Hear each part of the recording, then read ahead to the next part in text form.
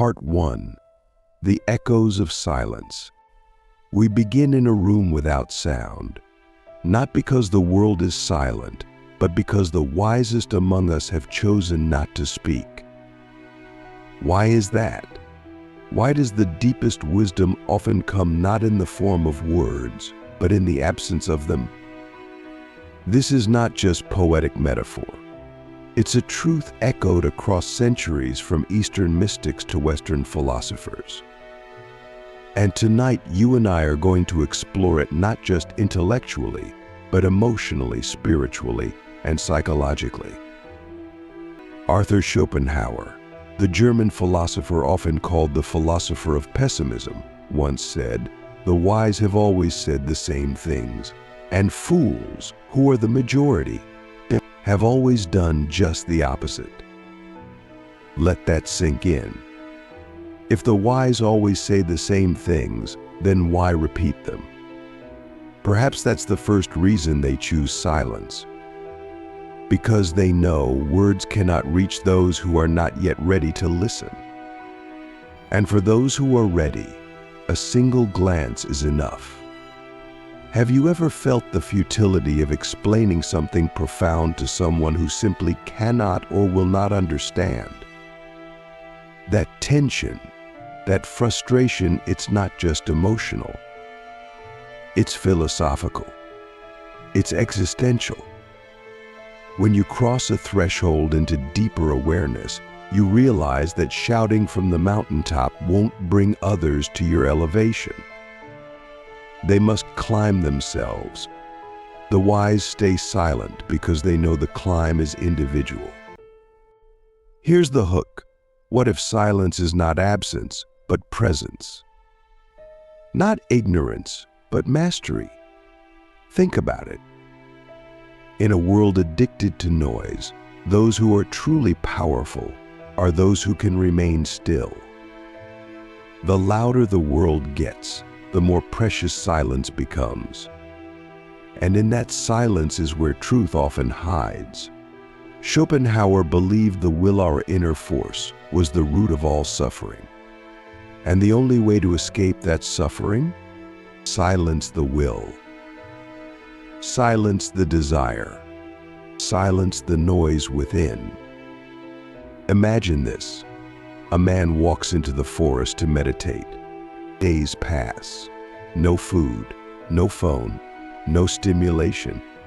Just trees and wind and thoughts. At first, his mind screams. Regrets, fantasies, cravings. But slowly the noise fades. And in its place, something else arises. A stillness, a clarity, a terrifying and peaceful emptiness.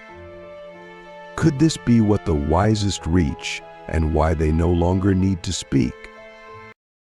Click subscribe to this channel to get more profound insights. You may be thinking, but isn't communication necessary? Don't we share to connect? Yes, on the surface. But do we truly connect through words? Or is it through presence, through understanding, through shared silence? Consider Lao Tzu. Those who know do not speak. Those who speak do not know.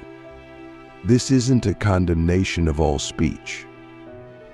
It's a call to recognize the limits of language. Let me ask you something. When was the last time you felt understood without having to explain yourself? That moment, the glance, the sigh, the shared silence, that's where wisdom lives. Not in the explanation, but in the recognition. Schopenhauer understood this deeply. He wrote that most people are so bound by their desires that they can never comprehend the truly wise. So what purpose would it serve for the wise to speak? There's another layer here, psychological. Carl Jung said, "The meeting of two personalities is like the contact of two chemical substances. If there is any reaction, both are transformed. But not all substances mix." And not all minds are ready for transformation. The wise, having undergone their own alchemical change, know that only those who burn with inner fire can be transformed. And so they wait. They observe. They listen. How often do we speak just to fill the silence, out of anxiety, out of ego, out of habit? But the wisest do not fear silence, they cherish it. They see it as sacred.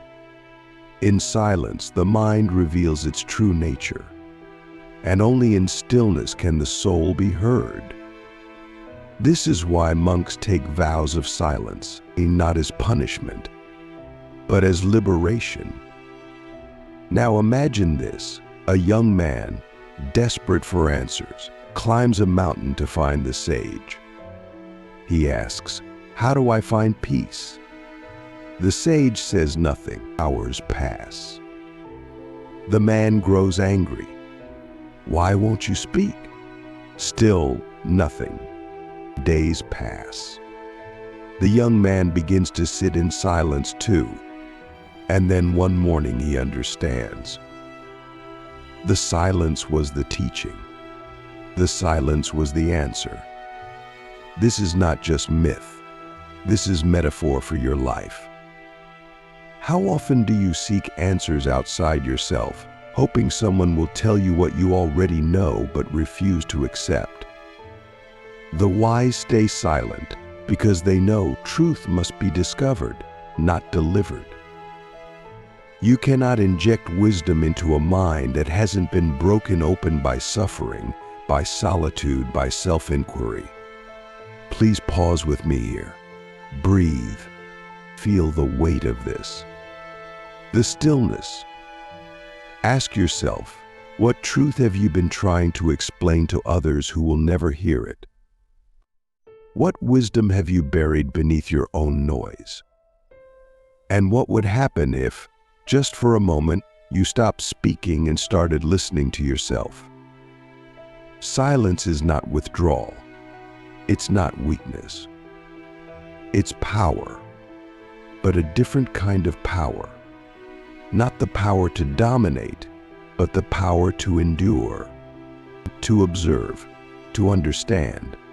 The wise stay silent because they have no need to prove themselves. They are not in competition. They are not in fear. They have nothing to gain by speaking, and everything to preserve by remaining still.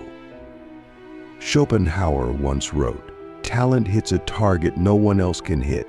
Genius hits a target no one else can see." The truly wise see a different target. They operate in a different dimension. And in that dimension, words are crude tools, like trying to describe a sunset with a calculator. The experience is too vast, too sacred, too subtle. So what do? They embody the truth. They live it. They become it. And in doing so, they no longer need to say it. Their silence becomes their message. Their presence becomes their sermon. Their absence of need becomes the loudest possible statement. You, watching this now, what noise in your life needs to be silenced? What truths have you been shouting that no one's hearing? And what would happen if you stopped shouting and simply became the truth you're trying to share? The wise stay silent not because they have nothing to say, but because they have said it already in 1,000 lifetimes, in 1,000 ways, and now they know the only real transformation is silent. The only real teacher is within, and the only real wisdom is lived, not spoken. Do you feel that? That stillness growing within you? That slight discomfort that you might be speaking too much, too often, too loudly? That's the first sign that you're awakening. Hold on to it. Don't run. Let it grow. Let it deepen. And maybe, Just maybe you too will one day find yourself in a room full of noise choosing to stay silent. Part 2. The language beyond words. Let us return to the silence not as void, but as a doorway. Imagine yourself standing at the edge of a vast ocean at night. No sound but the waves, no lights but the stars. And slowly, you begin to sense it, not fear, not confusion, but something else. A quiet knowing, a wordless recognition that everything you've been chasing, understanding, peace, truth has been here all along, waiting in the stillness for you to notice. Schopenhauer saw the world not as a place of joy and progress, but as a stage for suffering and illusion. He believed that the will, the blind, irrational force that drives all living things, was the true source of our pain. And the only escape? Renunciation. Stillness. Silence. Not just in voice, but in desire. He wrote, "A man can be himself only so long as he is alone." What did he mean? That solitude is not loneliness. It is the return to one's essence, and in that return, the wisest find no need for words. You see, most people speak to be seen, to be validated, to feel real. But the wisest already know they are real. They do not need to project themselves into the world to feel whole. Their center is internal, unshakable. They have tasted the bitter truth of ego and let it go. And so, they dwell in silence not to hide, but to live more fully. Consider this: when you're with someone you trust deeply, someone who knows you, sees you, accepts you completely, do you feel the need to speak constantly? Or does the silence between you become more intimate than words ever could? This is the secret. The deeper the connection, the fewer the words. And the deepest connection of all is the one the wise have with existence itself. Let me ask you a question so deep it may disturb your very sense of identity. Who are you without your thoughts? Without your voice? Without anyone to hear you or respond to you? Are you still you? Or are you something else entirely, something more vast, more mysterious, more eternal? Many never ask this question. They fear the silence because it threatens their constructed self. But Schopenhauer and the sages who came before and after him walked directly into that silence.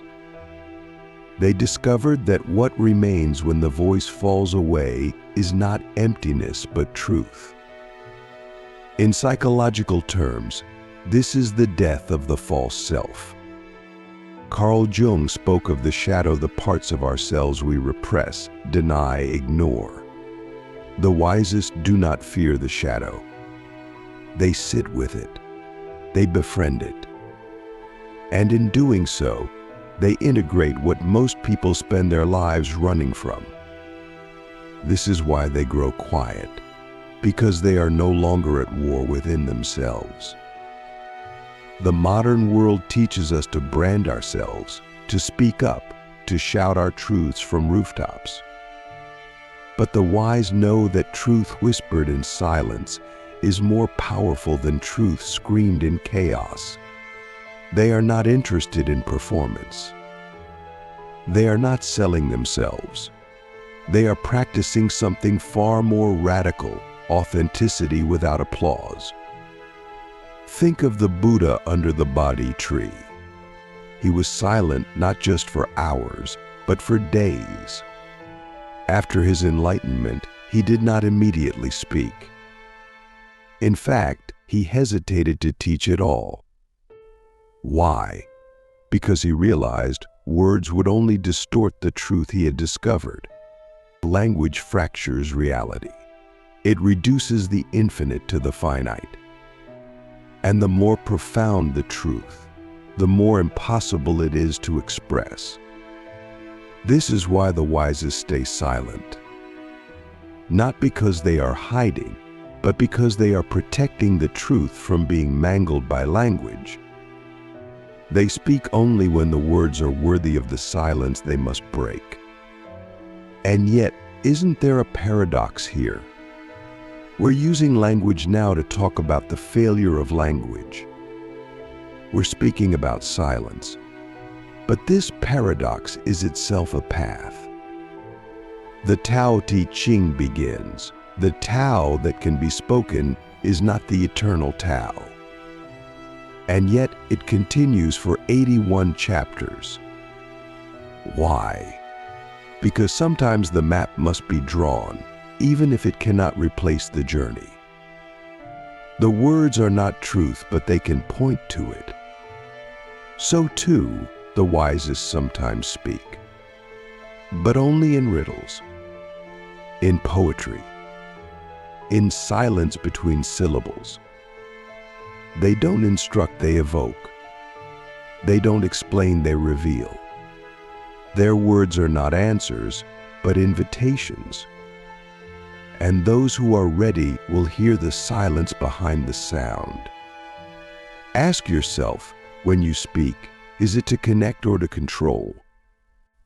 Is it to express or to escape? What if you began to speak only when silence would be a lie? What would that do to your relationships, to your inner life, to your sense of self? Schopenhauer believed most people are ruled by their appetites, and appetites are noisy. They demand attention. They seek satisfaction, but the wise have transcended these cravings. They see through them. And in doing so, they arrive at a place beyond noise, a place where the soul can breathe. This is not detachment, it's deeper engagement. The silent sage is not aloof. They are more present than anyone else, because they are not distracted by the need to perform, persuade, or protect their ego. They are simply their pure awareness, pure being. Think of it like a mirror. A noisy mind is like a turbulent lake. You cannot see your reflection. But when the water is still, the truth appears. The wise become that still water, and in their presence, you begin to see yourself more clearly. Not because they told you who you are, but because they were silent enough for you to hear your own inner voice. This is the power of silent wisdom. It doesn't impose, it invites. It doesn't instruct, it awakens. The wise know that the most transformative truths are not taught, they are remembered. And silence is the space where remembering happens. Let's go deeper. What if the universe itself speaks in silence? The stars don't make sound. The trees don't shout. The most awe-inspiring experiences, birth, death, love, awakening, often render us speechless. Maybe that's the point. Maybe the language of the soul is silence, and the wise are fluent in it. We must also speak of fear, because silence terrifies most people. It brings up what we've buried, regrets, insecurities, traumas, but the wise do not run from these. They turn toward them. They sit with them. They transmute them. That alchemy cannot happen through distraction. It requires stillness. And stillness requires silence. So next time you are tempted to speak, pause. Ask, is this necessary? Is this kind? Is this true? And even more deeply, does this add to the silence or take away from it? Because sometimes the most loving thing you can offer is your presence, not your opinion. Schopenhauer would likely say that in a world ruled by irrational will, wisdom is resistance, and silence is its sword.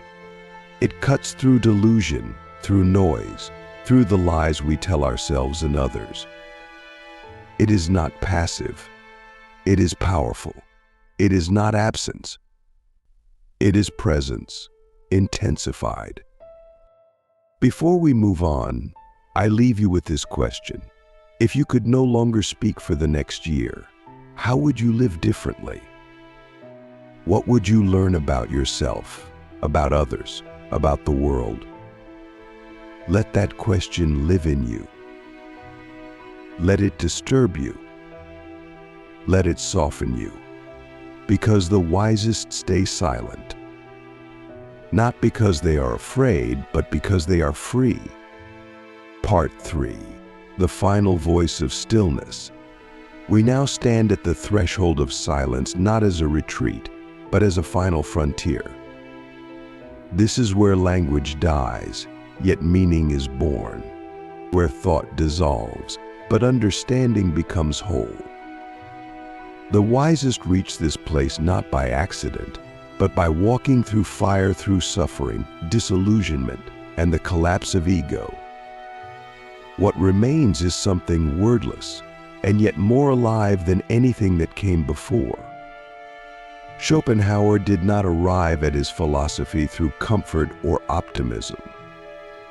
He saw the world as a place governed by blind will, an unconscious, striving force that drives all living things to endless desire and suffering.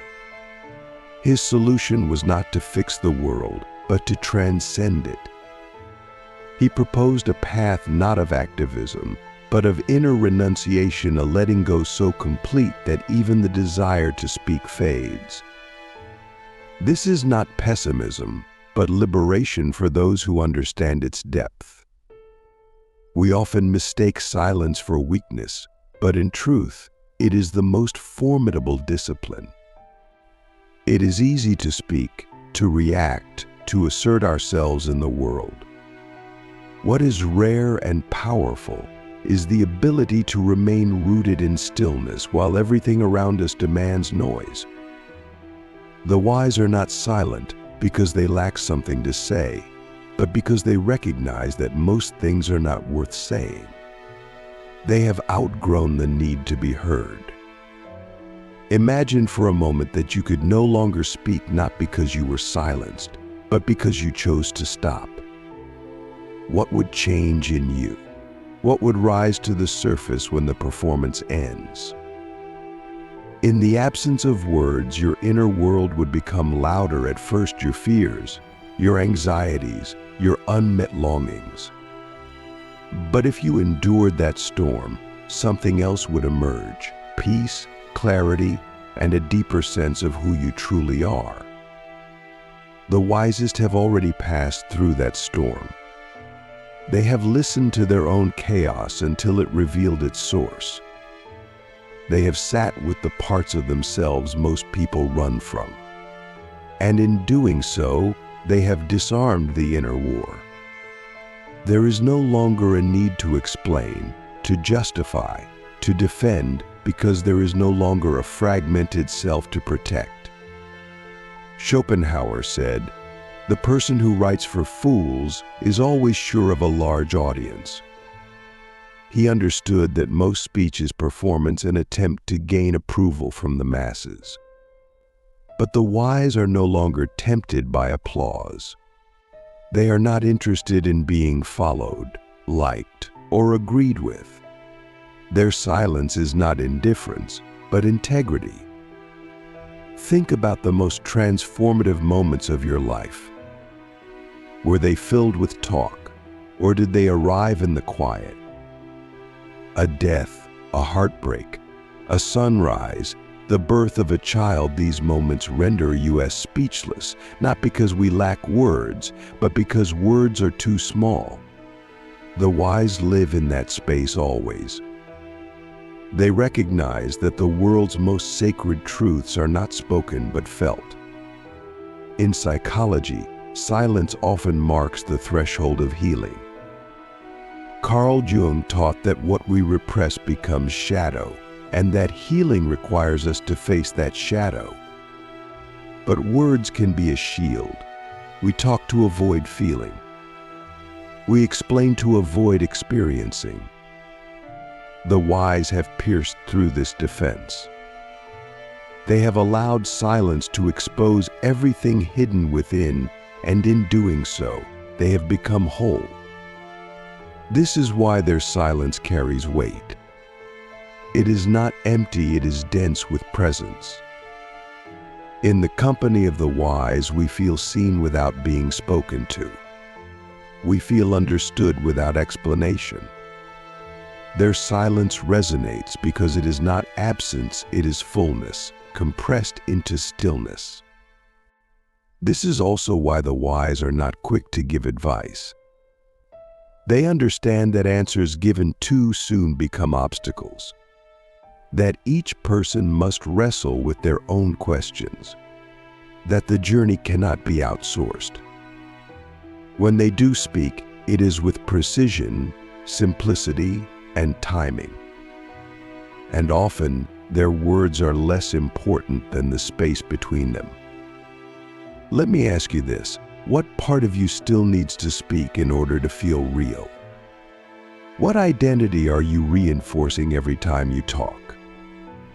If you stopped speaking today, would you feel invisible? Or would you begin to hear your truest voice, the one hidden beneath the noise of ego? The silence of the wise is not withdrawal. It is not escape. It is a different kind of participation, a way of being so full, so whole, that noise becomes unnecessary. They do not need to be in every conversation, every debate, every exchange. Their presence speaks louder than their voice ever could. This does not mean the wise never speak, but they speak when it matters. They choose their words like one chooses stones to cross a river, carefully, intentionally. They speak not to impress, but to illuminate. And often, their silence before and after a sentence is more profound than the sentence itself. Schopenhauer believed that true freedom comes not from doing what we want, but from no longer being enslaved by wanting itself. Silence is the flowering of that freedom. It is the final letting go, not just of speech, but of self. The wise are not silent because they lack ego, but because they have seen through the illusion of ego entirely. Picture this. You walk into a monastery high in the mountains. The air is thin. The wind is still. A monk greets you with a nod, but no words. You sit beside him. Minutes pass, then hours. And slowly, you begin to feel something shift. Not in him, but in you. The silence has begun to teach you what no lecture ever could. This is the final voice of stillness. It asks nothing. It proves nothing. It simply is. And in its presence, something ancient within you awakens. So I ask you now, one last time, can you live a day in silence, not just without speaking, but without needing to be understood, without needing to be right, without needing to be heard? What might you discover in the space that opens? The wisest stay silent because they know that truth cannot be spoken, it can only be lived. They surrender the need to explain themselves. They embody what others are still trying to describe. And in doing so, they become a mirror for us all. The final words are no words. The final truth is no truth spoken. It is silence, pure, undisturbed, eternal. And now, perhaps, you are ready to hear it.